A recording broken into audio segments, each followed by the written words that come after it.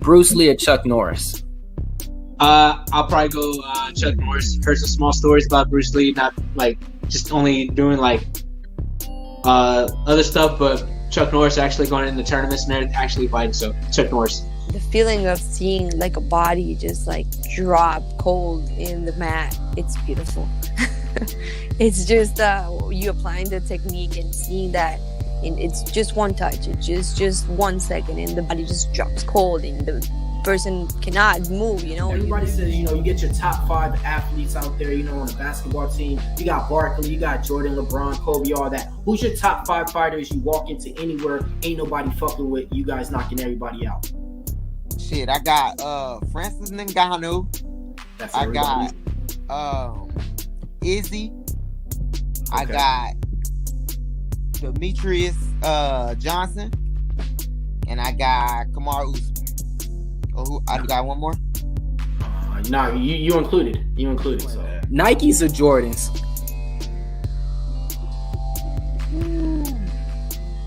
I go with Jordans all day. I'm rocking some right now, bro. What you got on? What you got on? Let's see real quick, man. You got the 13s on? What you got, man? Let's see. He walking into the gym. Retro 5. Yeah, OG, white cement. Take us into the locker room with you. So when you're walking out of there and your name's being announced, what's going through your mind? Are you...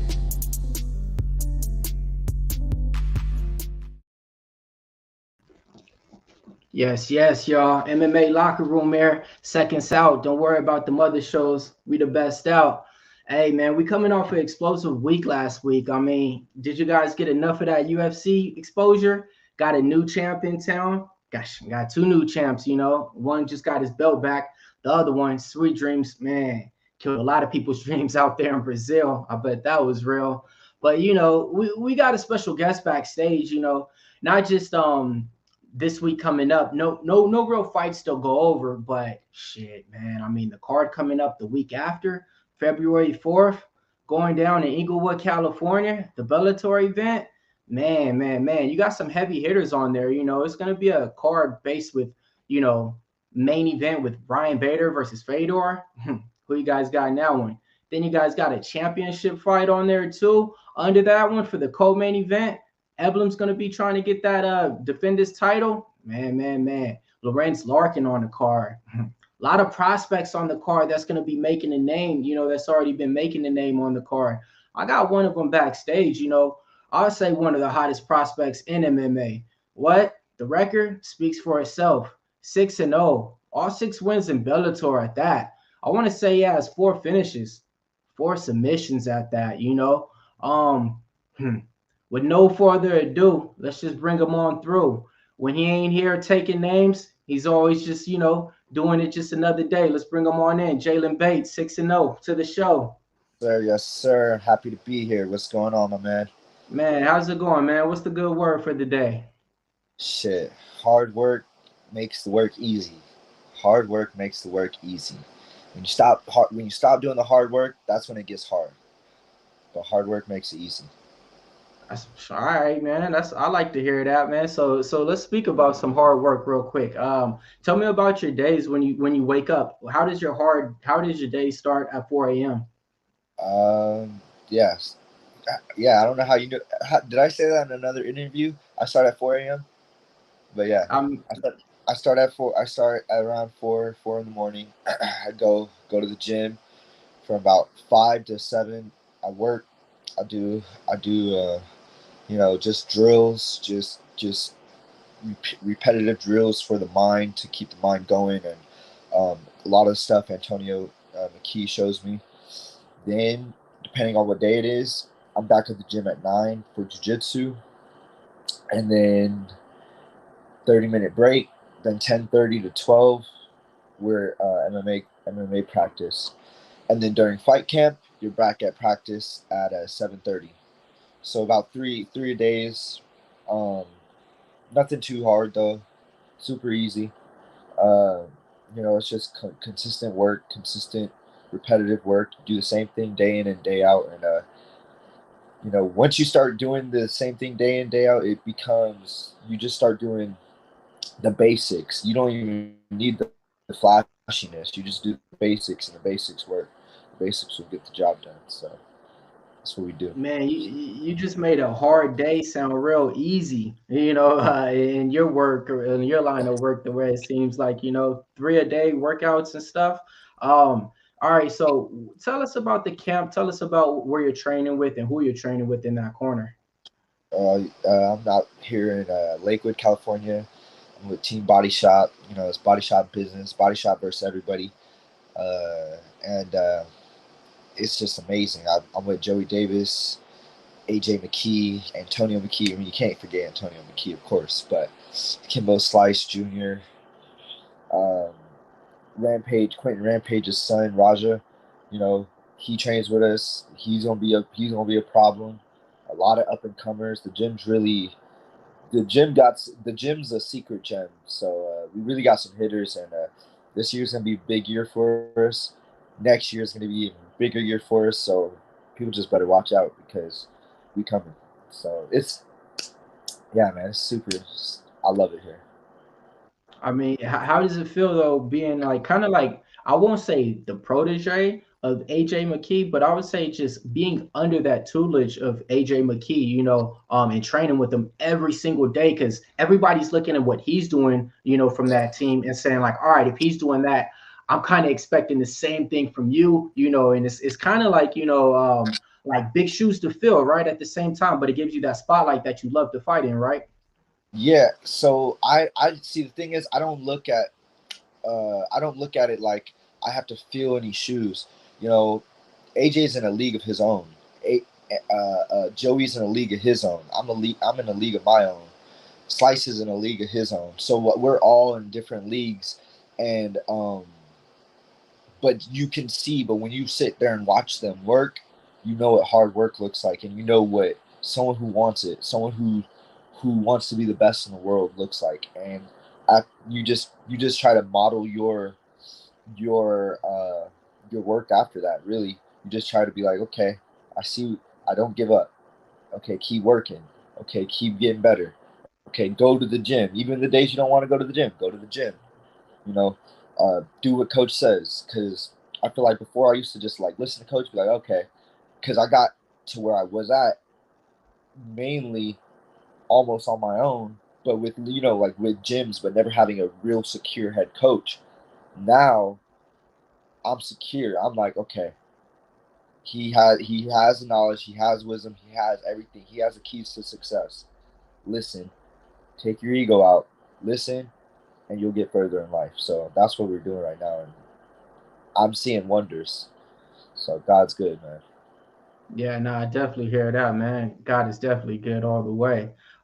So let's take it back a little bit. You're growing up in Vegas, right? Yes, sir. All right. So when you're growing up in Vegas, talk to me about your neighborhood that you grew up in, and did you get into like any big school fights, attract any big crowds or anything like that? Yeah, man. School was crazy for me all the way up into high school. I got expelled twice, but starting from elementary school, I was getting expelled for fighting. Originally, it was like, a group of friends fighting another group of friends, and then middle school was more getting bullied, moving to a different area, moving to a predominantly white and Latino area, getting jumped by Mexicans. I got jumped by Mexicans a lot, but when I went to school, the the white boys, they were the bullies, and when I switched schools, and they were the bullies, and I just was telling people, because I didn't know anybody, but I would tell people, oh, that's your friend? Okay, we're gonna fight after school. And people were like, oh yeah? And they'd be like, yeah, who do you think's gonna win? Obviously they picked their boy, and I would attract, man. I mean, imagine like 40 middle schoolers, 50 middle schoolers just going to the park. Like, this shit was crazy. And it would be like me, my brother, and like 2 or 3 other friends usually, and they always had my back. And it was always like 300 versus the Persian army. Like we was out there. So, but I knew from then fighting, I would just love to fight, and I love fighting bullies. I love fighting people who picked on other people. Like there was this deaf kid, and a lot of the white boys would pick on him and pretend like they're his friend. And I don't know. I don't know whether I have a soft spot or whatever, but I just never thought that was cool. You know, he doesn't understand what you're saying, and he thinks you're being friendly, and he thinks you're being a brother. You know, a brother to him and all that, and y'all are really bullying him and taking advantage of his lack of hearing. And yeah, I just fought bullies. And so wait, so when that was happening, you was like, catch me outside? Yeah, I was just like, because it was usually in the bathroom, and I was like, I would tell, his name was Juan. I'll never forget his name. His name is Juan. And I actually ended up meeting up with him in high school. And he was a dope Mexican kid. And, but yeah, I was just like, yeah, meet me. Well, it was in the bathroom a couple of times. And a couple of times it was like, meet me at the park. And there was a park right up the school. And the principal and the dean would like, I remember them sitting in a Tahoe, and I'm walking home thinking, you know, I just got away with something. And they're like, Jaylon. They call my name. They're like, what were you up to at the park? And I was like, nothing. I was just walking home. They're like, isn't your home that way? And I'm like, yeah, I'm going home right now. And then I didn't really have an excuse, but anyway, they're like, your knuckles look swollen. And I was like, and I just kept pushing it, man. You know, I didn't want to say too much, but yeah, because loose lips sink ships. So that was that, man. And then high school was even better because football, we didn't get picked and we were getting bullied, and I went in. That's actually when I would just fight bullies. I would just be like, let's fight. And my brother, he would get in a couple fights, but I would be like, nah, like just chill out. I'll take it, basically, because I'm the bigger brother. Is this your big brother? Oh, okay, your little brother. Yeah, he's 6 months younger than me, but same name, same weight, very identical. So it was crazy. So I was just like, no, I'll fight, because I'm the fight. I always had that fighter spirit, and I don't like giving up. So I always take it up. I have to always take up for my brothers, and especially if I got love for you, I'm gonna stick up for you no matter what. So that was that, and I always knew I wanted to fight, though. As soon as I got into high school, I was like, okay, cool. Football ain't gonna work. I'm gonna wrestle. After I wrestle, I'm going straight to fighting. Turned down scholarships and found a gym and got right to it. And it's been history ever since. That was like 19. Yeah, that was 19 turning into 20. That's crazy, man. And just to see where you're at now, I mean, you know, so we got a real question real quick. They were just talking about your street record, you know. They want to know, what was the street record like out there? So I lost one fight in high school, and I don't talk about this often because I was whooping this boy's ass. I'm gonna keep it real with you. I was whooping but the lesson I learned is you never get cocky. And because I was whooping, he was bigger than me. His name was Nicky Woolery. He was 168 pounds. You know, football player, baseball player, and I was maybe 120. Maybe not even, maybe 115, 100. Like I was small. Yeah. And it was me and 3 of my friends and him and 3 of his friends. And I went 11-1 for everyone who wants to know. 11-1. Okay. But I was beating him up, kicking him in the face. I was moving on him. I had a little wrestling background, so I was taking him down, doing my thing. And then I, let him stand up, and I get cocky. And boom, he clacks me one good time, and it just fucked me up. I just quit right there. I was like, I'm done, and I've never felt a punch like that before. even as a professional, even as an amateur, when I got dropped 4 times in that title fight, I always talk about that title fight. I still never felt a punch like that, and that's why I understand there's weight classes. Classes. Yeah, they had a comment. They was saying catch weight. That was that catch weight. That was that first UFC. Just fight at any weight class. You know what I mean? Yeah, that OG shit. That's crazy, man. To just hear that though. To know that you've been fighting ever since then. So it's just kind of like something that you're kind of like born to do. But that was in Vegas. So tell me though, like, how'd you get all the way over to California, to Corona and Lakewood and Long Beach, and to hooking up with the McKees? Man, so basically, I was living in Oregon, in Portland. I was going to American Top Team, training under Fabiano Schorner, and everyone at American Top Team in Portland, and basically some things happen with the simple story is some things happen in the gym that I don't like, that I don't rock with, especially with being a black man, and basically I left the gym and told him, I'm not, I paid him my gym, I paid him what I owed him for that fight, and even though they were actually trying to get and they could attest to this, they were actually trying to get me for more money than I actually owed them. So that's another reason why I didn't rock with them, because once I did the math, because I usually don't do math. If you tell me I owe you this, I'm gonna pay it.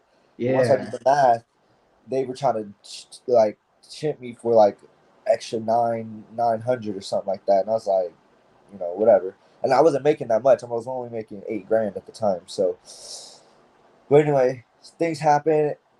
Bellator public relations, Danny Brenner was like, it was debating between going to American Top Team Florida or coming or staying on the West Coast and going back to Vegas and going to like Syndicate and stuff like that.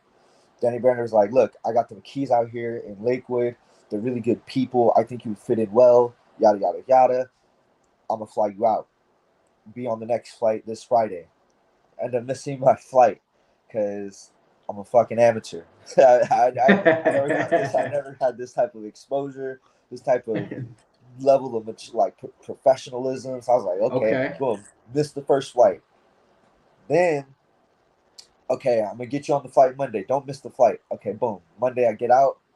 I meet Antonio McKee. He picks me up from the airport, and bam, I meet everyone in the gym. I meet AJ. I jump right. That's for his Pitbull fight. I jump right into camp with AJ. Antonio's like, "You ready?" I was like, "Shit, yeah." I mean, fuck it. Jump right into camp. Start helping AJ out for that first Pitbull fight, and that was crazy, man. It was a surreal experience because I'm like, bro, I'm out here with, like, I had already met AJ in June prior to that fight when I had with the American Top Team Portland. I had met him coming out the elevator. I was like, you gonna beat Pitbull's ass, bro. Like, I already saw him. So, and I had already known a Joey from wrestling. So I was like, I already knew kind of what camp he was from. And yeah, boom, come out, fly out, jump right into camp with AJ. And it was history ever since. Everyone was like, yeah, you're gonna fit right along. You're gonna fit in just fine. So it's been history, man. And I love it. Man, that's crazy, man. You wanna know what that sounds like right here? Oh man, that sounds just like this. It sounds like the stories of when like a rap artist or a big record label is signing a superstar. I'm gonna just give you the scenario. Same thing, man. Tupac was in jail. It reminds me of the same scenario. Tupac was in jail. Suge Knight hits him up. Long story short, gets him out of jail, brings him to death row. The same day he gets off the plane, right? Goes out there, does a record with Dre, record with Snoop, but he gets him pretty much out of a bad deal, out of a bad contract, and and gets him with another company. And then all of a sudden, it's just like the minute that he gets off the plane, it's like, hey, man, you ready, right? We're in the booth with Snoop. We're in the booth with Dre. Same thing. You get off the plane, it's like, hey, you ready, right? Cool. You in there with AJ. So it's crazy, like when you say that right there. And yeah, man. And like you said, it's been steamrolling ever since, right? Yeah, it's been steamrolling ever since. And something I don't talk about a lot is, I pray a lot, and I believe in God, and I also believe in the universe. I believe everything happens for a reason. But I was praying for a mentor. When I had left American Top Team Portland, I didn't want to go back to my first coach, and I didn't really have anybody to like look to. And I just prayed. I prayed hard, and God, just send me a mentor so I can listen to, that I can work with, an advisor, so that I could get to the level of success that I want to reach, not only in fighting but in life. And God delivered. God delivered on everything I prayed for. God has delivered, man. With McKee, my fiance, my life, like God delivered, man.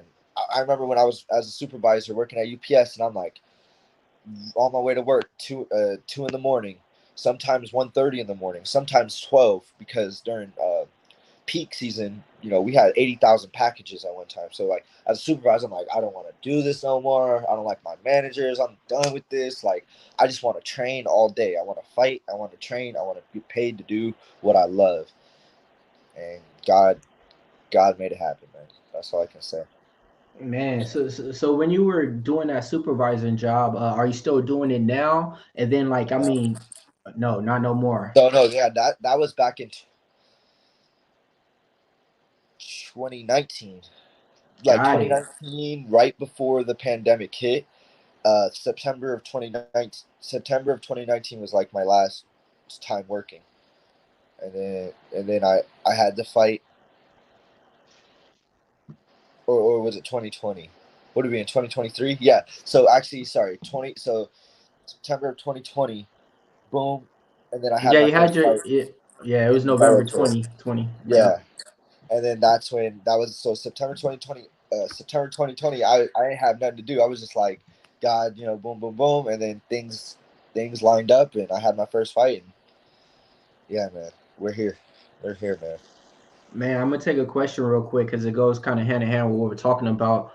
Is there any superstitions or family traditions that you got? That's coming from the owner here at Pub Sports. That's my man Jeff Slaughter right there, by the way. No worries. Hey, well, shout out to the owner, man. Thank you for having me.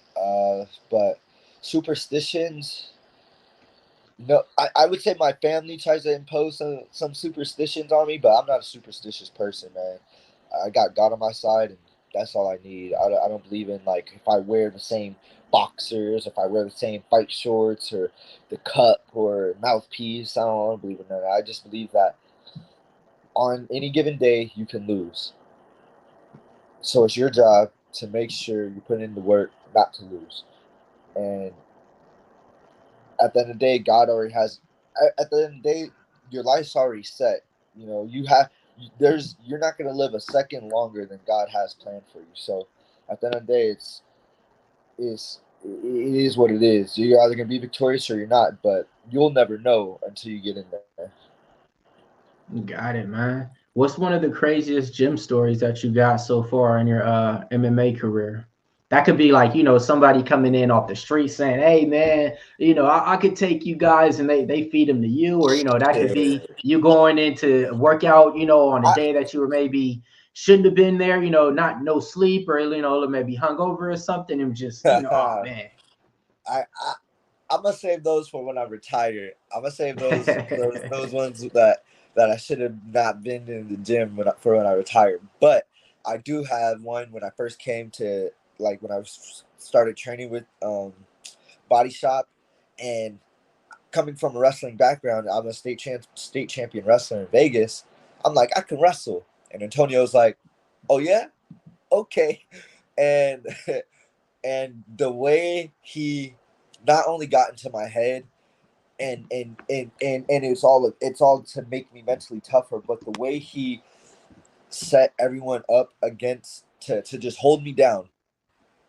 I was held down for the entire practice, and I could not get up, and I was so mad. I was so mad because everyone. The thing is, I'm not a shit talk. I don't talk a lot of shit, but especially when I first got, maybe more now I do. But when I first got here, I was very quiet and didn't talk a lot of shit. I just wanted to train. I just wanted to be a good student, good pupil. But the way he had everyone hold me down and talk shit to me, I never experienced that before. And it got in my head, and I was hot. He had 3 different guys my weight hold me down, and they talk shit to me, and I just got up and I was just like, fuck that, let's take it outside. Like, I was on some street shit like that. I had that street mentality, like, let's take it outside, let's fight. Fuck that. Like, and looking back, obviously that was immaturity. That was the amateur side of me, but that was just something crazy. I was damn near crying in the gym. I was pretty much crying in the gym, and I was just like, and then the thing is, Antonio was just like, it's all for a reason. See, my job as a coach is to make you the best in the world, and day in, day out, my mind slowly broadened, and then now I see it. Now I see why he's a hidden gem. Now I see why a lot of the great athletes that you wouldn't think go to him. You know what I mean? So he gives you that work, and he gives you a mental toughness that you don't have a problem when you fight whoever he's training.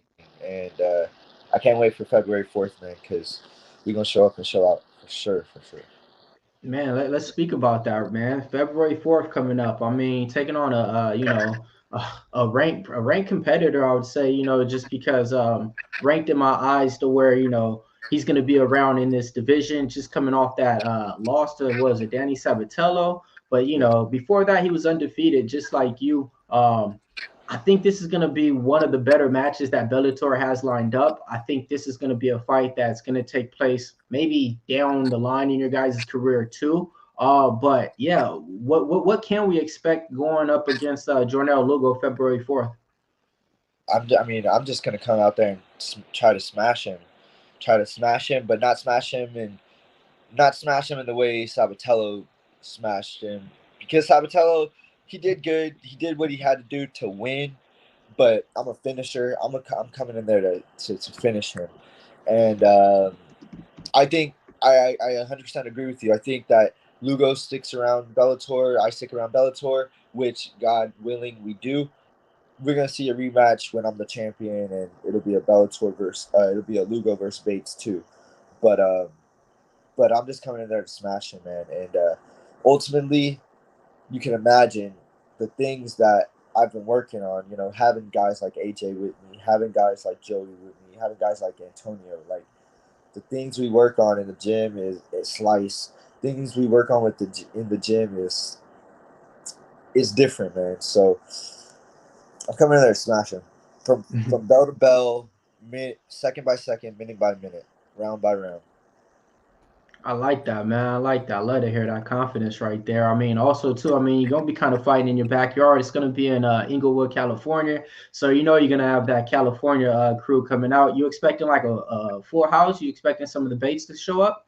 Shit, I hope so. I mean, yeah, I got about 50, 55 people, but there's more people, 50, 55 people that I've actually sold tickets to, but I don't know how many more people are buying under my name online. I don't have a record to that. So, but my dad was telling me there's more people buying online too. So, we're gonna go out there and just, I can't wait. I cannot wait, because I don't get nervous.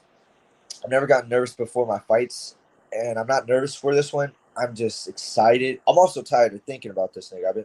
Excuse my language, but I'm tired of thinking about him. I've been thinking about him for the last 5-6 months since we signed. So I'm ready to do this one, become 7-0, move on to the next, and really start my career.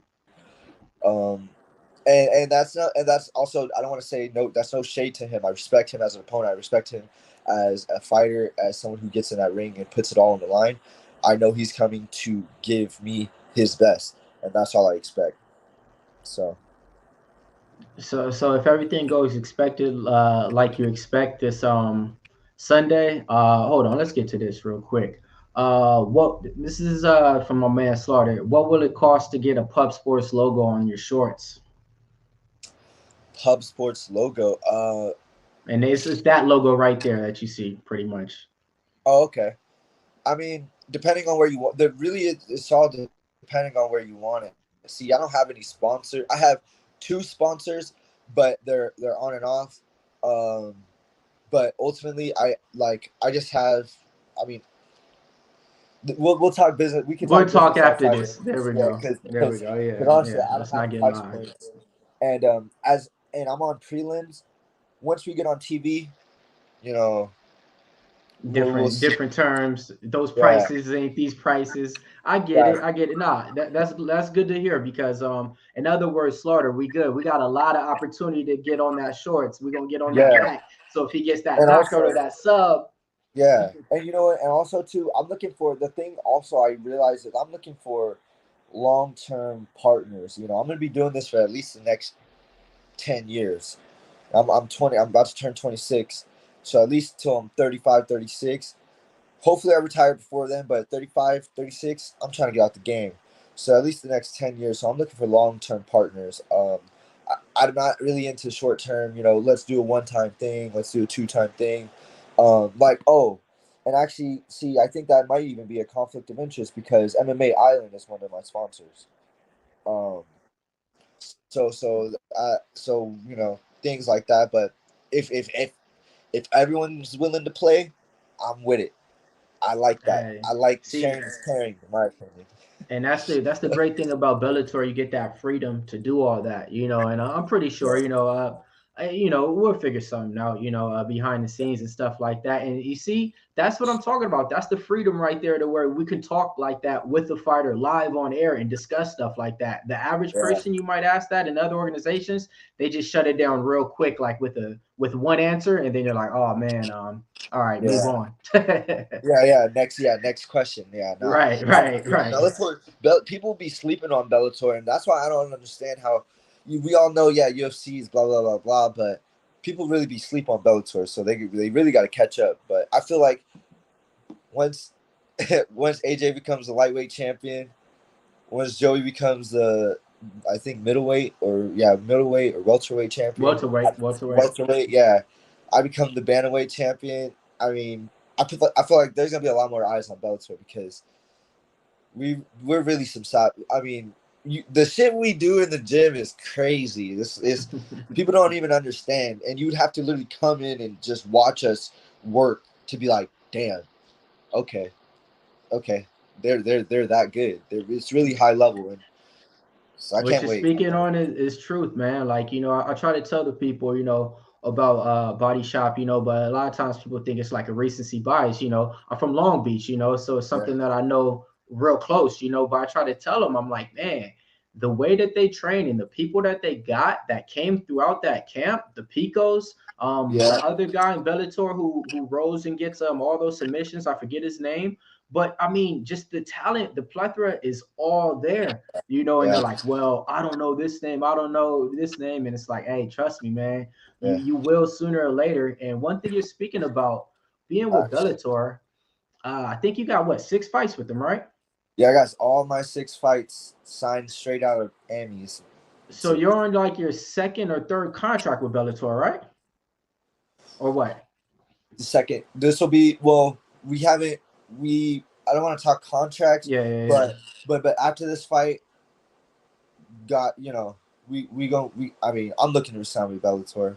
Yeah, because that's where the money's at. Just like I remember I was talking to Stotts about this, before he came out, and he had all the options on the table. He had options for Bellator, offers for PFL, and offers for UFC. When with Bellator, I talked to him a lot, and it's because of the money. They treat the fighters like what they are, a prize fighter. And being that, you kind of have that pedigree, homegrown in Bellator, they definitely want to take care of you and make you happy and give you all this money. So it only makes right to stay with the people that's treating you right.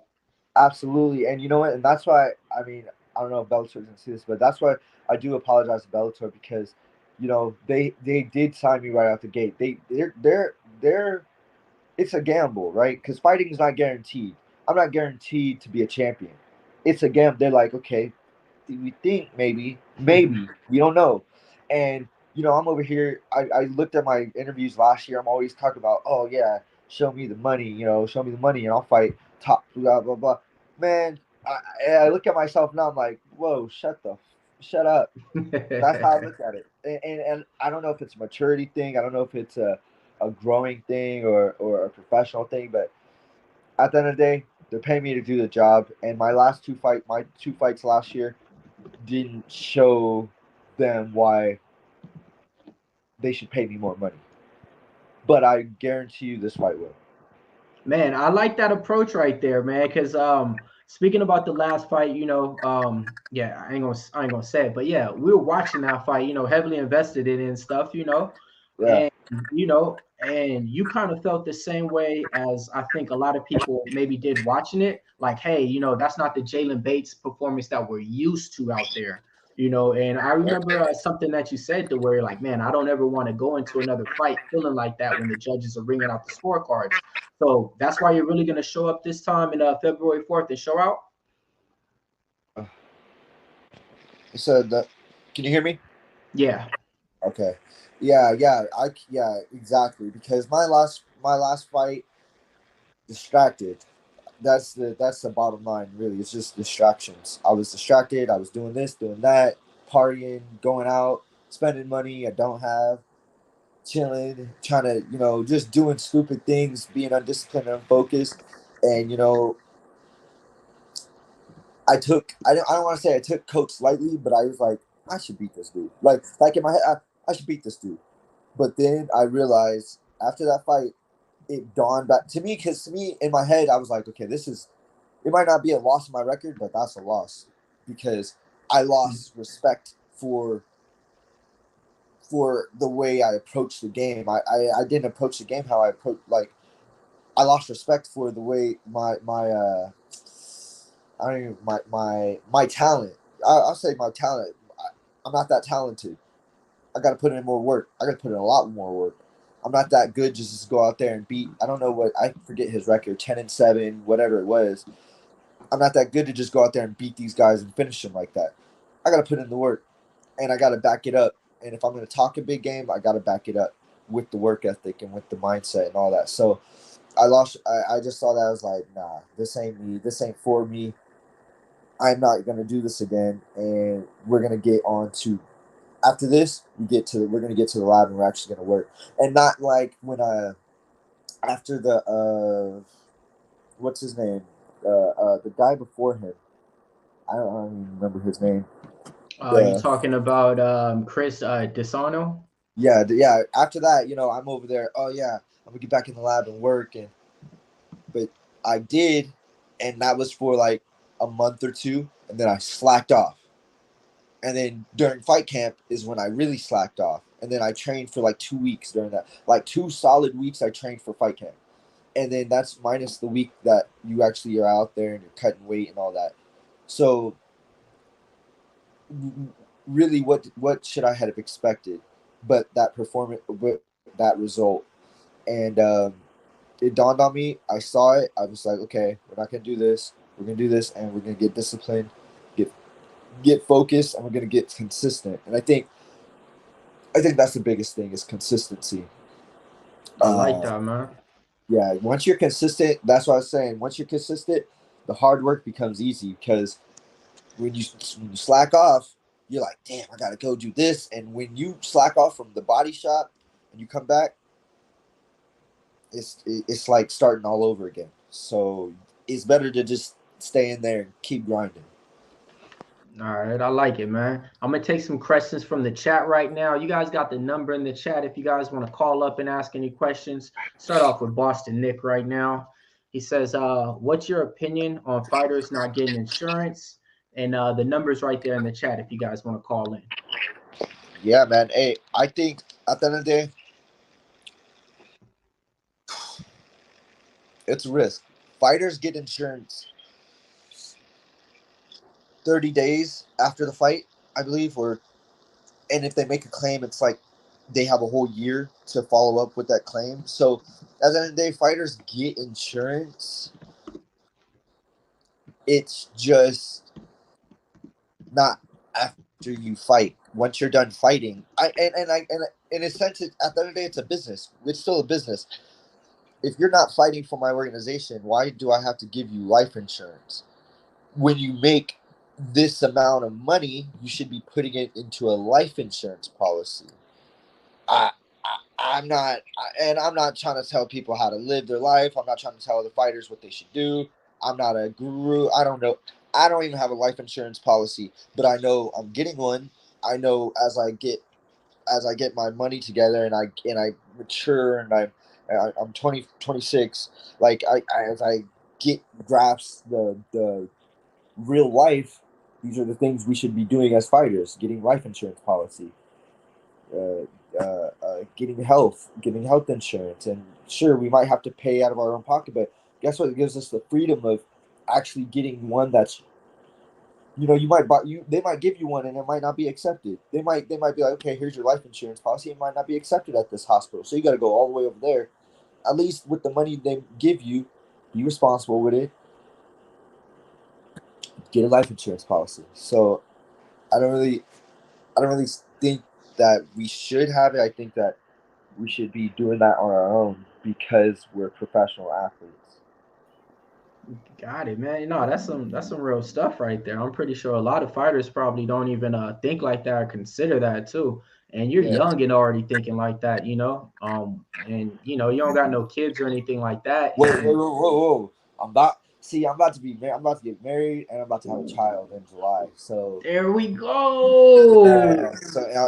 We right now we think it's a boy. You know, in the little picture it had a fist up to its face. Oh, so we think it's a young king. So yeah, so big things. That's what's up. Congrats, my man. Congrats. Welcome to fatherhood, man. It's the best thing out, man. I can't wait. Hey, it's the best hood to be part of, man. Just know that. Best hood. And it's commitment. I'm committed. So it's like, you know, what's the alternative? Be out here doing what I've been doing. I mean, 15 fights, amateur and professional combined. I've been out here wilding. Now, I'm committed. I'm locked down. Let's get to it. Yeah, that's that. Yeah, man. Hey, man, that's a big thing right there, man. Yeah, man. That's what's up, man. Thank you. That's what's up, man. You got a lot, man, going good for you, like you said, man. That's what's up, man. That just put a big smile on my face. I got 2 kids myself. I got a 9-year-old girl and a 2-year-old boy. So yeah, man, awesome. I love being in fatherhood, man. Yes, sir. Yeah, man, I can't wait. Yeah, so real quick, man, I'm gonna go through my little quick sporadic questions. You know, it's just shoot down questions. You know, we go quick sporadic through it. You know, just ask your hot takes on them. Are you a student of the game, or are you just following what's going on in Bellator? Student of the game, man. I follow boxing, mainly boxing. I love boxing. I follow boxing. I follow UFC. I follow Bellator. I follow PFL slightly, but really, I follow a lot. Jiu-jitsu. I follow the jiu-jitsu competitions, and I'm a wrestler by heart, so you already know I got Flow Wrestling on my phone, so I follow the wrestling. Yeah. Got it, man. So what do you think about Stotts and Patchy Mix? You already know who I'm rocking with. I'm rocking with Stotts, and not because I don't like Patchy Mix, even though that is slightly part of it, but I also think Stotts is just a better fighter. He got the better wrestling pedigree, he has the better wind, and he's a finisher. And I'm as a finisher myself, I'm gonna go with finishers. Patchy is a finisher, but he's more of a grappling finisher. And once that wears out, he ain't got no hands.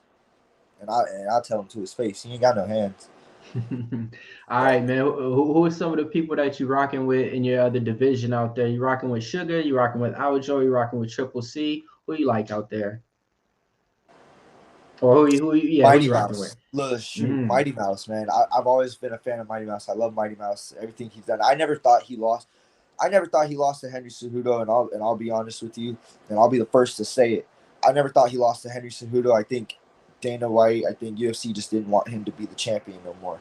And when you have the promotion against you, when things go to decision, or when you don't finish your opponent, it's tough. But so I got Mighty Mouse out there. I like Islam. He's very good. I think he's very strong. I also like Oliveira. What about the young cat, Raul Rojas? Oh, is he that 17-year-old? Yeah. You know, he got to mature more. I think he's a grappler, and at the end of the day, this ain't jiu-jitsu, man. And that's another thing. Whether we'll see as we start seeing like little strokes of great genius in my fights. I'm telling you, like, this ain't jiu-jitsu. This ain't lay on your back time. We are going to hurt you everywhere we go because we fight. So, but yeah, I like Sean O'Malley though. I like O'Malley. I like his bravado. But you know what? Out of the 135 division, who I believe is going to be a champ is going to be Cheeto Vera. Okay. I love his style. I love his come forward tenacity. I think he's going to be the champ. I think he's going to be the champ against a guy like O'Malley, against a guy like Aljamain. He's against a guy like Peter Yan. I think he's going to win. Against a guy like Sandhagen, I think he's going to win. Against a guy like Aljamain against a guy like Henry Cejudo who have more wrestling. If he could stop the wrestling and keep things on the feet, okay, we're gonna be now we can talk. But if he can't stop that wrestling, especially in those first couple minutes or those first 2 rounds, it'll be a longer night for him than I think he's ready for. But I think Cheeto will be a champ though. So I really like him too. Got it, man. Yeah, that's definitely a dark horse in the division. What about Jake Paul? Jake Paul, you respect it or knock it off? I think Jake's good. I think Jake has talent. I think he has the skill to work hard. Also, when you don't have to, the amazing thing is when you don't have to worry about money and all you can do is focus on one thing, it makes I have to worry. I don't want to say I have to worry about money, but I have to think about, okay, this is my fighter check. Okay, I have to put this away, and make this last until my next fighter check, and then I get paid great money. So it's like, but when you have millions like he does, and you can give away and do all that, I think it makes it a problem for most people than people expect, because I can wake up and go train. I can go to sleep. I can just train all day if I want. I can do whatever I want. I can have the best trainers come train me. And I think he's doing it right, and I do like what he's doing. But once we start seeing him fight real competition, I know he don't want no shit. He might say he wants Canelo. Yeah, you know what I mean? That's okay. Until you get hit by Canelo, we'll see. But and also I think he might be bigger than Canelo. So maybe if he called out someone like Bivol or someone, or Benavidez or someone like that, or someone bigger, someone more his weight. I think Canelo might be a little too small for him. But at the end of the day, Canelo got that knockout power. So I don't know about that. But Jake, he's doing his thing. Hats off to him, man. Got it. Yeah, no, man. It's one of those things to where, a lot of people try to discredit him. But, after you keep stacking up these wins and these knockouts on, MMA fighters and stuff, it's like, hey, man, you got to respect him now, because we've been watching him now for like a year and a half to 2, to where it's like, all right, he's not just knocking out Nate Robinson, a former basketball player, no more. Right. So I tend to go with that, to where it's like, all right, I respect it, and I could give him the knuckles, you know what I mean? He gets the dap real quick. Yeah. But I don't like also too, and another reason why I didn't like Patchy Mix is just that I don't want to rain on another man's parade. I'm not. If he got confidence, so be it. More power to you. Patchy Mix was in my DMs and Keith Lee was in my DMs when I was just saying, like, I'm coming for the division, I'm coming for the belt. They didn't like that, so they was in my DMs. Oh, don't do all that wolfing, blah blah blah blah blah. I'm confident. I know what I want. I know why I'm here. I'm not here to just be another fighter on the roster. I'm here to be a champion. So, hey, whatever y'all got going on, don't come over here in my DMs with that. So it is what it is. But more power to Jake. He's doing his thing, and he's not letting no one dictate what he can and cannot do. Man, since then to now, I mean, have you asked Keith Lee for any food recommendations or anything, man? Seeing that he's going viral over there, Yeah. He couldn't cut it in Bellator, but he's definitely cutting it with the food thing. Yeah, man. I saw that he did something for a pizza restaurant owner, where he went in, he did something like, it's a local pizza restaurant owner, and went in, bought some food or some orders, and I believe he has like a big following on TikTok, like millions of followers or whatever. And long story short, with his post for the pizza owner, it started attracting business, and that things like that warm my heart. Any act of charity, because things I love doing is like feeding the homeless in Long Beach, and that's something that eventually, as I do more things, I want to start a charity doing things like that. Any act of charity like that you can get people, and you're getting that. Now that man has customers, and maybe long-time loyal customers. That warms my heart. So I think I posted like, God bless him. That's great. So things like that, that's awesome. But no, I haven't asked him for any food recommendations. I don't think I will, but he's doing his thing, and that's all you can do, man. Yeah, man. All right, man. So we're gonna wrap it up like this, man. What we rocking with? Jordans or Nikes?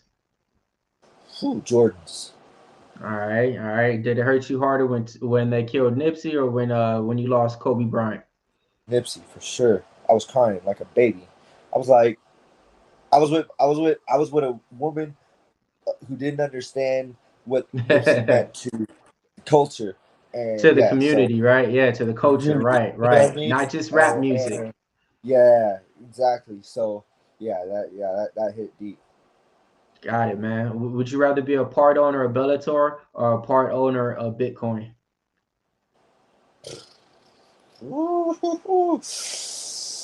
Bitcoin, because digital currency is going to be the new wave, for sure. Speaking of the new wave, give me some of the people you're rocking with musically. Your top 5 MCs or rappers or anything music wise. Okay, so this is like surprise people, but I listen to a lot of rock. Well, it might not surprise people. So I'm gonna name Yeah. 3 of my favorite bands that I listen to, and then I'm gonna name 2 rap artists. So Chevelle of Mice and Men, and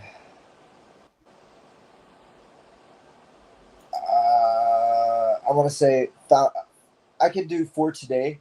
For Today is a gospel metal band, so I would say For Today, even though that's not like super up there, but that's the only one I can think of right now for metal. But those are my rock bands. For rap artists, I definitely listen to Ti, and I like Gunner, and maybe not because I just like the beats of his flow. Even though whatever happened, he a snitch or I don't know. But he keep me in the zone. And then but one more actually, I'll give it to you. I'll give is uh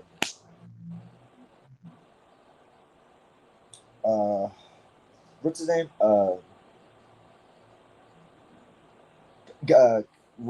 Rick Ross. Okay. Which All right. we also, me, him, and J. Cole all share the same birthday, which is dope. Oh, that's what's up. That's what's up. Yeah. Okay. Yeah, no, that's definitely something. All right. So besides that, man, what's something else that nobody else knows out there? Something that Jaylon Bates either likes to do or something about yourself that you're proud of? Shoot, I love guns, but I'm a daredevil. I like skydiving. I like dirt bike jumping. I love dirt bikes, even though I don't have one because I don't, I'm still getting to that point in my life where I'm able to do and expand on my hobbies. But I love dirt bikes. I've always loved dirt bikes. I had one as a kid, a little one. It was a 125cc, and I would jump it, and I would always have fun, and I would sometimes ditch school to go ride my dirt bike. And because we had because where it was in Vegas, it wasn't developed yet. So yeah, I would go dirt biking, and traveling. I like traveling, but really, I'm a daredevil. I'm gonna do if you say let's do something that's scary, that most people are like, oh, I can't do that. Like roller coasters. I noticed a lot of people don't like roller coasters. I love roller coasters. Nah. Yeah, like man, I'm get my feet off the ground. That weightless feeling. So yeah, I'm a daredevil at heart, for sure. That's what I like to hear, man. Hell yeah, man. We're gonna wrap it up on that one, man. Daredevil Uh, himself, man. Can't wait to get his feet off the air, man. That's Jaylon Bates right here. 6-0, wrapping it up with MMA Locker Room right here. Next time you guys see him, man, it's gonna be February 4th. He's gonna be putting on the main show. It's not a fight you guys want to miss at all, man. So stay tuned. And everything that he's doing out there. He's not the biggest guy on social media. He's doing stuff in real life, working out 3 times at the gym. He ain't got time to post what he's eating and everything like that. But hey, I'm gonna go ahead and give you the stage right now to go ahead and shout out some of your sponsors, some of your training partners, and just give them the message that you want to spread for 2023. First, let me shout out to God, man. God made all this possible. He works through me in every fight. He's worked through me in all my fights. He's brought me to the position I'm at. So shout out to God, man, for sure. Shout out to my family, my mom, my dad. They've always helped me with my clothing. You know, this is a new breed symbol logo. These are sweaters. They are on sale. So if you want them, you know, you can DM me directly. Sell them to you. $55 for a shirt, or $50 for a shirt. $100 for the sweatshirts and pants. Shout out to my fiance holding it down. Shout out to Team Body Shop holding it down. All my training partners. Shout out to Dr. Kessler's giving me that physical therapy work. MMA, MMA Island. I know this is kind of like, I don't want to, mix it. Yeah, it's all good. You got to shout out your sponsors. Go ahead. Shout out to y'all, man. Giving me those interviews and, putting the money in my pocket. I need it. Shout out to all my fans and my supporters. Thank you for supporting me from day one. I wouldn't be here without you guys. Keep supporting me. There's big things coming. This is not even the beginning. We're still at the bottom of the hill. If this is the hill, we're still at the bottom of it. We haven't even started the climb. So keep supporting, man. Thank you for having me on. I appreciate you guys so much. Thank you. It was an honor. I love it. I actually like long. One thing I like long interviews. I know the short interviews, they cool. 15, 20 minutes, they cool. But this was in depth. I feel like people got to know me a lot more. And like you said, I'm not a big social media guy. So thank you guys for putting me on here, having me on, taking your guys' time. I appreciate you guys, man. And let's do it again in the future. Nah, I appreciate it, man. Yeah, see, like the whole thing about what I try to do is I try to bring up locker room talk. I try to bring up conversation, not the typical just interview. Like, let's talk, like let these people know who you are. You know what I mean? Relax, sit down on the couch. You know what I mean? Just that different type of interview. You have a lot of people out there asking the same type of questions, the same tone. And I'm pretty sure these fighters are like, man, I don't want to do this no more. Okay, I guess I got to take this interview. I try to make this like a conversation where if it's, hey, anytime you have anything that you want to promote, man, we got over 20,000 followers here at Pub Sports Radio. Come on over here. We're promoted for you. You know what I mean? So it's one of those things, man. So yeah, locker room talk, man. That's what it's all about here. Last thing is, please follow me. I know I'm not a big social media guys, but please follow me. The things I do post, when I do post gym stuff. I post my thoughts and things like that. But please follow me on Instagram, newbreed_MMA. Follow me on Facebook, Jaylon Bates. Follow me on Twitter, Jaylon Bates 1. Yeah, man, just follow me and spam those likes and run up the comments, man. I appreciate you guys, and yeah, man, keep supporting me, man. That's what I'm talking about, man. MMA Locker Room here, seconds out. Literally, don't worry about the other shows. We the best out. See you guys next time, next week. Peace. Peace. That was good.